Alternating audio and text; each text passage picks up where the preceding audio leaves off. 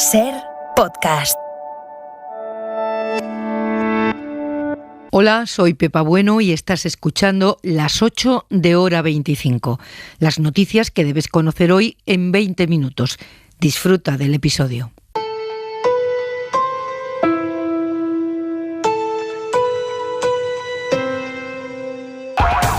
Ha sido muy crudo Fernando Simón hace unos minutos tras las celebraciones de este fin de semana por parte de algunos, los menos es verdad, que creyeron que con el estado de alarma decaía también la responsabilidad individual. Hasta hace 2 días hubiera dicho que podíamos esperar que se continuara la tendencia descendente observada en los días previos, en los últimos 10-12 días.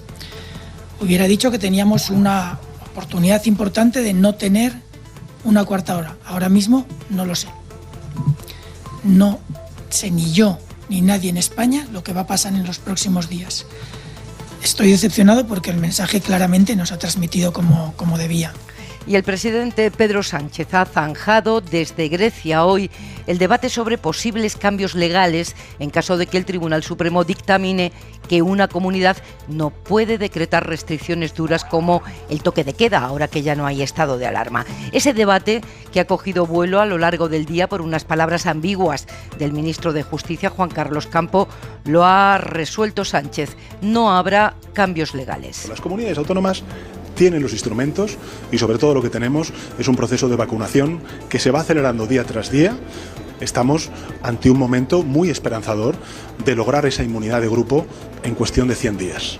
De momento, hoy se han superado los 6 millones de españoles completamente vacunados y la incidencia acumulada sigue bajando poco a poco. Ha caído 10 puntos durante el fin de semana, hasta 189 casos por 100.000 habitantes. Pero sigue habiendo, Aimar, datos inquietantes. Como que Madrid tiene el 41% de sus UCIs ocupadas por pacientes COVID. Es un porcentaje altísimo respecto al resto de España. La media está en el 21%, Madrid la dobla. Y frente a esto, el caso de la Comunidad Valenciana, las UCIs allí prácticamente están despejadas, un 4%, y su incidencia sigue cayendo a plomo, está en 35, 5 veces menos que la media nacional. Se agrava por momentos la situación en Jerusalén y en los territorios palestinos ocupados. Hay 9 muertos en Gaza por un ataque israelí hace una hora, después de que Hamas lanzara varios cohetes durante la tarde desde la franja.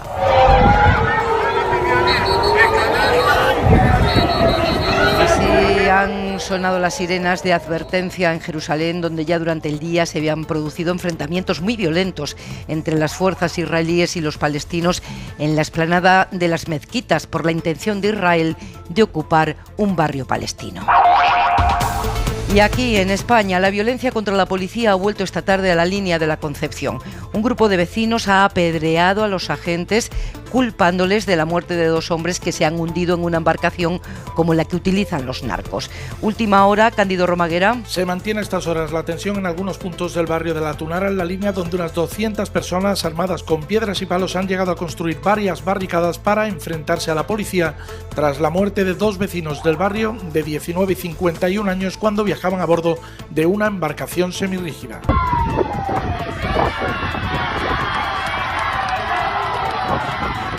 Los manifestantes culpan a los funcionarios policiales de actuar tarde para rescatar a los 2 fallecidos después de que agentes del Cuerpo Nacional de Policía avistasen desde tierra como las víctimas no podían mantenerse a flote mientras la embarcación semirrígida en la que viajaban se hundía a unas 2 millas de la costa. A estas horas la situación sigue siendo muy tensa. Y durante todo el día está resultando llamativo el silencio en el que ha caído Rocío Monasterio, habitualmente muy locuaz en sus redes sociales, ahora que la Fiscalía se ha querellado contra ella por falsedad documental. Por haber estado usando hasta 2016 un visado ajeno, un visado de una compañera, un visado de 2005, fecha en la que Rocío Monasterio ni siquiera era arquitecta. Deportes en Hora 25 a partir de 1:30. Jesús Gallego, buenas tardes. Buenas tardes, hoy termina la jornada 35 en Primera División con el Betis Granada, que comienza a las 9. Mañana tendremos ya la jornada 36, la antepenúltima de campeonato. Enseguida repasamos novedades, que mañana juega uno de los candidatos al título, el Barça, y mientras tanto sigue la polémica por el frenopático en el que han convertido los árbitros las manos dentro del área. Y en segunda, un partido en juego, segunda mitad, Rayo Vallecano 0, Leganés 1. Previsión del tiempo, Jordi Carbó. Buenas tardes, incluso hacia haciendo sol, las temperaturas subirán poco, mañana máximas parecidas a las de hoy, con un poco más de viento, fuerte sobre todo cerca del Mediterráneo, y esto a ratos acentuará la sensación de ambiente fresco. Y la próxima noche, también mañana a primeras horas, hará un poco de frío, incluso algunas heladas, eso sí, débiles, en Castilla y León. Y hasta bien entrada la madrugada, chubascos que pueden afectar cualquier punto de la península, incluso alguna tormenta descargará con intensidad. Mañana en general va a hacer mucho sol. Así comienza Hora 25. Acabamos de saber que de las 9 personas que han muerto esta tarde en un bombardeo israelí en Gaza, 3 eran niños. Clásica espiral de operación militar en la franja, desde la que antes Hamás había lanzado varios cohetes que el escudo antiproyectiles israelí ha destruido cerca de Jerusalén. Escalada violenta que va a más tras los enfrentamientos de estas últimas horas en la explanada de las mezquitas y los barrios de la Jerusalén ocupada, enfrentamientos entre paramilitares israelíes y manifestantes palestinos. Como telón de fondo está la intención de los israelíes de ocupar decenas de casas palestinos en un barrio de Jerusalén Este, que es una zona clave para los planes expansionistas de Israel. Informa desde la zona el corresponsal de la SER, Uriol Andrés. Así sonaban esta tarde las sirenas en Jerusalén alertando del riesgo de proyectiles, un hecho inédito desde 2014. Hamás ha disparado varios misiles contra Israel en respuesta a los más de 300 palestinos heridos durante los enfrentamientos de hoy en el complejo de la mezquita de Al-Aqsa y sus alrededores. La facción palestina había dado un ultimátum que terminaba a las 6 de la tarde para que las fuerzas de seguridad israelíes abandonaran Al-Aqsa y liberaran a los manifestantes arrestados los últimos días. Según el ejército israelí, desde la franja salieron 7 cohetes hacia Jerusalén. Uno fue interceptado y los otros habrían causado daños menores. Sin embargo, fue suficiente para que el Parlamento fuera evacuado con diputados y trabajadores en los refugios. Otros proyectiles habrían caído en localidades próximas a la franja. El gobierno israelí ha respondido con bombardeos aéreos sobre Gaza que habrían provocado varias víctimas mortales, mientras el ejército movilizaba efectivos alrededor de la franja. La de hoy era una de las jornadas más peligrosas, ya que los nacionalistas israelíes celebraban como cada año la toma de Jerusalén en la guerra de 1967, pero en esta ocasión lo hacían después de varios días de protestas palestinas por la amenaza de expulsión de sus casas de decenas de familias del este de la ciudad para entregárselas a colonos judíos. Y aquí en España, noticia también de ahora mismo, la ministra de Hacienda estaba explicando en público la parte fiscal del plan de recuperación enviado a Bruselas y confirma que el gobierno retrasa a 2023 la posible subida de impuestos. Ya no es 2022, ahora es 2023. Javier Ruiz, buenas tardes. ¿Qué tal? Muy buenas tardes. Dice la ministra María Jesús Montero que se frena la recuperación y que por tanto se frenará la subida de impuestos. No será en el año 2022, sino 2023 si la economía mantiene esta reducción en su senda de crecimiento. Será una reducción paulatina de la diferencia de subida de impuestos que tenemos con Europa, ha dicho, así que de momento un año más de plazo. Y tan importante como lo que se quiere hacer, literalmente lo que dice no se va a hacer. No se va a subir el IVA superreducido, salvo que lo exija Bruselas. Escuchen, porque el no es contundente, la interpretación variable. Si la pregunta es, ¿tienen ustedes decidido elevar el IVA en alguno de los bienes, de los servicios, de los elementos que actualmente disfrutan del reducido o superreducido? La respuesta es no, ahora mismo no. Queremos escuchar a los expertos en esta materia. Y saben ustedes además que nosotros siempre como gobierno somos más escuchar a los expertos, de los impuestos directos que de los impuestos indirectos. Eso no significa que no haya margen en los impuestos indirectos, pero somos más partidarios. El gobierno no es partidario de subir el IVA, así que de momento se queda como está. Si lo exige Bruselas, hablaremos de otra cosa. Ruiz, gracias, buenas tardes. Hasta ahora. Sobre la pandemia, Fernando Simón, hace unos minutos. El final del decreto de alarma no era el fin del coronavirus, no era el fin de las medidas de prevención, no era el fin de los riesgos, de ninguna manera.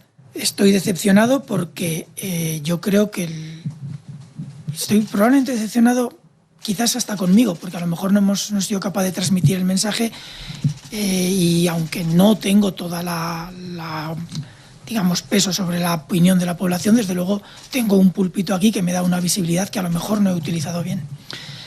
Estoy decepcionado porque no se lo he sabido transmitir a la población, tampoco se lo he sabido transmitir a los medios de comunicación. Más allá de las decepciones, más allá de las responsabilidades individuales, aquí hay una decisión judicial que tiene que tomar el Tribunal Supremo en los próximos días a raíz del recurso que ha presentado Canarias, pero que se va a servir para toda España, y es si las comunidades autónomas pueden o no decretar, por ejemplo, toques de queda, si pueden aplicar una limitación semejante de derechos fundamentales ahora que ya no hay estado de alarma. Alberto Pozas, buenas tardes. Hola, Aymar, buenas tardes. Lo primero, ¿eso cuándo va a ser, Alberto? ¿El Supremo cuándo va a tomar la decisión? Pues o se apuran mucho los plazos o ya nos vamos a la semana que viene. Aymar, la ley contempla en total un proceso como máximo de 11 días, 3 para presentar el recurso, 3 para que las partes informen y 5 ya finalmente para que los jueces resuelvan. Está pensado para que el Supremo dicte resolución mucho más rápido de lo habitual, pero en el caso de Canarias el recurso ni siquiera está presentado, así que o todos se dan mucha prisa y los jueces incluso deliberan el fin de semana o nos vamos ya a la semana que viene. De cara a esa decisión va a ser fundamental lo que proponga la Fiscalía, porque la Fiscalía, que teóricamente es un órgano jerárquico que hace lo que manda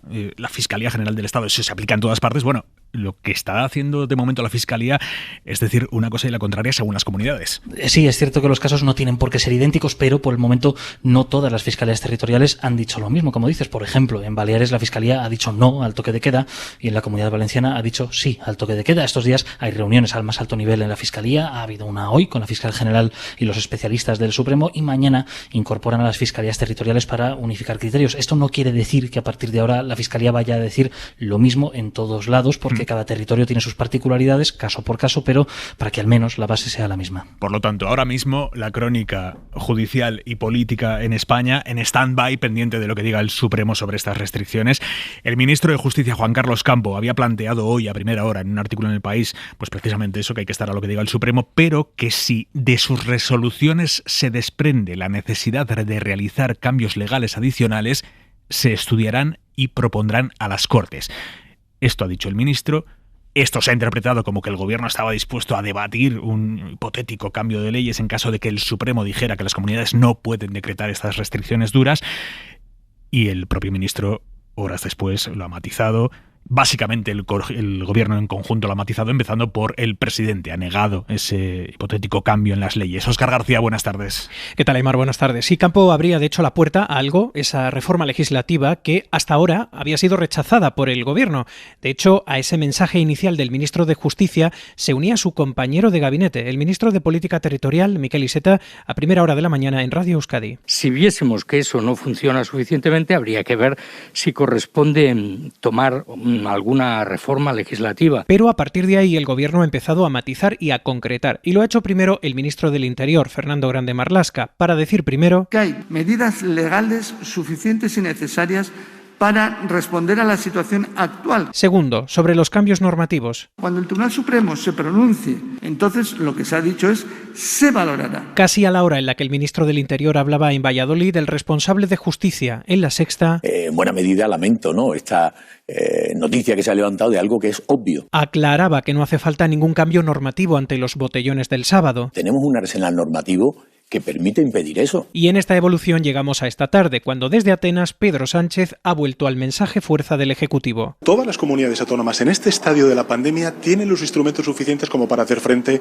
a la pandemia. Conclusión, el Gobierno no prepara ningún cambio legislativo para amortiguar el fin del estado de alarma. Dice que no es preciso, pero aguarda a los dictámenes del Supremo para valorar qué camino tomar. Y el PP lo tiene claro, el suyo. Su camino, el camino legislativo que lleva proponiendo un año el PP y todo el Parlamento, salvo sus diputados, rechazaron ya en su día. Mariela Rubio. Buenas tardes. El PP, por boca de su líder, Pablo Casado, pedía al Gobierno negociar de inmediato un plan B jurídico. Y hemos pasado al plan C del caos. Plan que, en ausencia de estado de alarma, al que el PP sigue oponiéndose, permitiría a las comunidades autónomas hacer dos cosas: limitar los movimientos de las personas contagiadas o de las zonas que tienen mucha incidencia, y luego a los que están contagiados que guarden cuarentena. Pero ese plan B jurídico del PP no permitiría a priori un toque de queda, sino otras restricciones de movimiento. Desde la Comunidad de Madrid, de hecho, se hablaba así del toque de queda. Lo que no podemos tampoco es encerrar a 7 millones de habitantes, restringir derechos fundamentales a toda una población por unos centenares de jóvenes. Lo que tenemos es que evitar que se produzcan ese tipo de concentraciones, y por eso yo le pido ayuda. Voy a pedirle ayuda de la Policía Nacional y de la Guardia Civil. Así respondían desde la Comunidad de Madrid a la delegada del Gobierno, que pedía a Ayuso que aplique un toque de queda. Es más fácil arruinar a miles de madrileños que hacer cumplir la ley con un dispositivo policial efectivo, escribía en un mensaje el PP de Madrid. Y en el terreno pequeñito que le deja el PP, Ciudadanos busca perfil propio, planteando como medida urgente que abran las discotecas. Se proceda a la reapertura controlada y segura del ocio nocturno, porque siempre será más seguro poder controlar un local de ocio nocturno que no controlar estos episodios que se producen en la calle, para los cuales no hay policía suficiente. Precisamente para saber a ciencia cierta qué riesgos conlleva reabrir las discotecas en el ocio nocturno, se está preparando un experimento en Cataluña. Es un ensayo clínico con 400 personas que van a poder salir de fiesta por Sitges sin distancia de seguridad, sin control de movimientos, quitándose la mascarilla para beber, y a partir de ahí pues ver qué pasa. Soledad Domínguez. La prueba será el jueves día 20. 5 pubs de la conocida como Calle del Pecado de Sitges abrirán de 11 de la noche a 3 de la mañana para 400 personas que previamente habrán pasado un test rápido. Estas personas podrán ir de un local a otro, consumir, bailar, como antes de la pandemia, pero con mascarilla. 5 días después se someterán a otro test rápido para comparar si ha habido más contagios entre los que salgan esa noche que en otro grupo de población similar. El presidente de la Asociación de Bares Musicales de la zona, Damià Ors, está convencido de que va a salir bien. Estem convençuts de que la prova sortirà bé. Y si sale bien, dice, no habrá motivos para que los locales de ocio nocturno sigan cerrados. Solamente habrá que resolver quién paga los test de antígenos previos. Y entre cosas a resolver, moverse, viajar, es algo que todavía no saben si van a poder hacer los casi 5 millones de españoles que tienen puesta la primera dosis de AstraZeneca, y muchos de ellos de momento no van a recibir la segunda.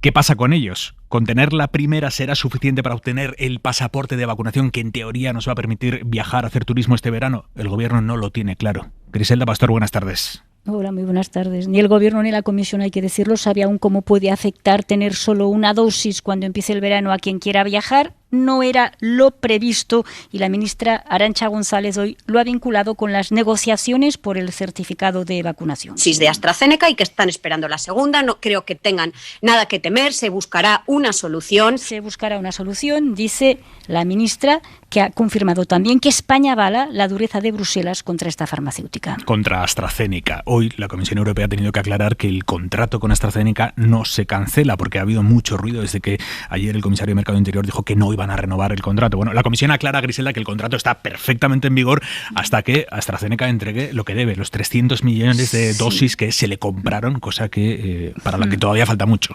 Sí, es quizás un poco más complicado. AstraZeneca tiene un contrato, a partir de junio no hay más contrato, pero el actual, el que está en vigor, preveía 300 millones de dosis a repartir durante un año. Esto es lo que confía Bruselas que se pueda lograr, siempre que así lo digan los tribunales, porque sabéis que este caso está en los tribunales. Y si no es así, ¿qué pasa? Pues es lo que no se sabe y un tema sobre el que la Comisión prefiere no opinar.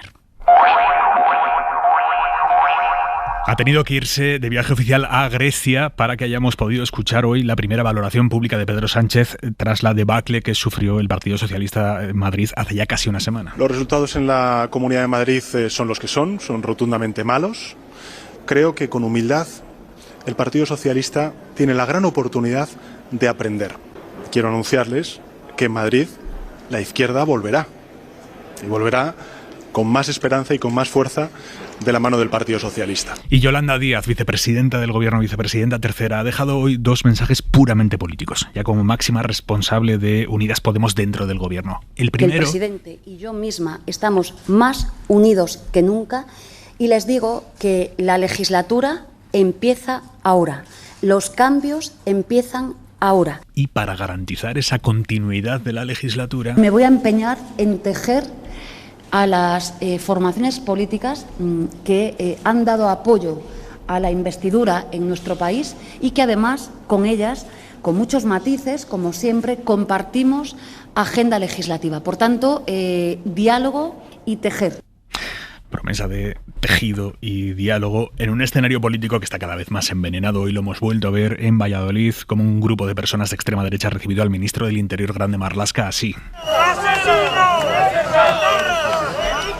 Al grito de maricón, asesino y traidor. Y las mismas personas que gritaban eso lo intercalaban con vivas a la Guardia Civil y a la Policía Nacional. Y lo que está saltando por los aires es lo que quedaba de entendimiento entre los dos grandes partidos independentistas en Cataluña. Este fin de semana, viendo que las negociaciones para formar gobierno estaban absolutamente encalladas, Esquerra, que tiene un escaño más que Junts, 33 frente a 32, Esquerra anunció que iba a gobernar ella en solitario. pero para eso necesita que Junts lo facilite. Y Junts dice que a ellos que con órdagos no les vengan. Y así están, culpándose los unos a los otros de haber dinamitado las negociaciones cuando quedan 2 semanas y poco para que se convoquen automáticamente unas nuevas elecciones. Radio Barcelona, Albert Prat. Casi 3 meses después de la noche electoral, Pere Aragonès ha anunciado que rompe las negociaciones con Junts para formar un gobierno de coalición antes del 26 de mayo, la fecha límite para evitar la repetición electoral. El que hi haurà seran converses per poder facilitar la investidura. Lo que habrá a partir de ahora son conversaciones para facilitar la investidura, porque lo otro ya lo hemos intentado y no lo hemos conseguido, ha dejado claro el candidato en TV3, sin cerrar la puerta a que Junts se incorpore en el Ejecutivo más adelante. Los dos partidos siguen atascados en el rumbo que debe seguir el independentismo. Los republicanos se sienten literalmente estafados. Acusan a Junts de querer tutelar a Aragonès desde el Consell per la República de Puigdemont, algo que Jordi Sánchez ha negado desde Catalunya Ràdio. Probablement el senyor Aragonès s'ha vist tutelat per una part del seu partit. La mano derecha de Puigdemont no ha descartado la repetición electoral si de sus votos depende, porque la última palabra la tendrá la militancia. En paralelo, Esquerra se ha reunido con los comunes para asegurarse su apoyo. A cambio, los comunes le han pedido entrar en el gobierno, algo que los republicanos descartan por ahora.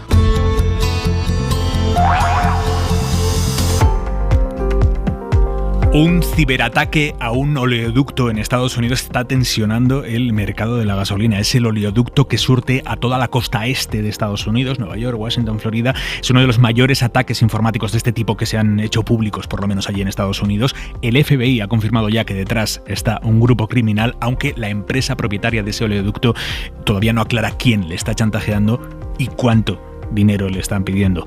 Corresponsal Marta Delvado. Buenas tardes. El FBI confirma que DarkSide está detrás del mayor ciberataque contra la infraestructura petrolera de Estados Unidos. Es una banda criminal que ha usado un ransomware para bloquear los sistemas informáticos del oleoducto mediante un cifrado de datos. Ha pedido recompensa para desbloquearlo.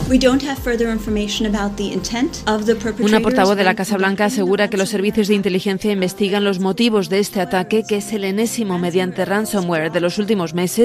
Ya han sido afectados hospitales, colegios y gobiernos locales con ataques similares. El oleoducto Colonial transporta el 45% del combustible que se consume en la costa este de Estados Unidos, abastece a más de 50 millones de personas y a varios aeropuertos y está bloqueado desde el viernes por este ciberataque. De momento no se ha producido una subida de precios en las gasolineras ni escasez. La empresa que gestiona el oleoducto espera reactivar el suministro a finales de esta semana. Suscríbete a Hora 25. Todos los episodios y contenidos adicionales en la app de Cadena SER y en nuestros canales de Apple Podcast, Spotify, iVoox, Google Podcast y YouTube. Escúchanos en directo en la SER de lunes a viernes a las 8 de la tarde.